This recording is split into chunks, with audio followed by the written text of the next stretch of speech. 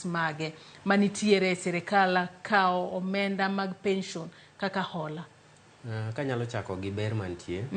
Ing'eni ka sama government okao pesa manie Kenya ka ma assuming is an idle in quotes idle fund nikech ji choke to pok pension mana kaka Benado wacho pesa ka ji osechoko this pension scheme bende invest ga that money okolinga no rito ni retirees bro dwaro pesgi they normally invest it in different ways kama kaka wacho treasury bills, they can do bonds, they can even do real estate and still get money nikech by the time mangato save kata na 1,000 bob then Ibro return in the next 60 years. 1,000 bob, inflation will have happened. Yes. So they need to give you more than what you had saved. Emo mi invest gamondo gibende gi generate more income, mako chupuching makori mi pension, ti mi pesa ma is equivalent in value to what you've been saving.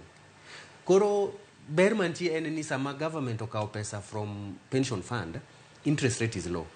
Kinya winjo ka jatend piny wacho ni ka inyalo migi loan ti migi at a rate mine less than 10%. Mamano is a single digit figure. To keep borrow from external fund lenders, tibo me with an interest rate of higher than 10. Koro ber mokuongo any interest rate is low.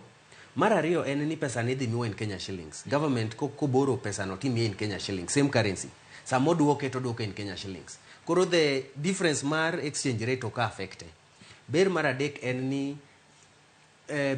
any sama pesa no kar beda ni eno bedo savings no orito retirees to it can be made to use then government duoko ni interest ma is the same saving mana kaka ngato wacho ni they already invest ga pesa no they can still invest in terms of borrowing. Investment may not necessarily be you buying an asset, you can still lend somebody and when they pay you back with interest that is a form of investment. Kadi a risk mantie mana default mo wacho cha nikech sama government okao pesa to tamechulo pensions jose retire dwaro pension gi idhi tim nango chopo kama pesa onge to jito dwaro pesa gi to ka odhi the route mar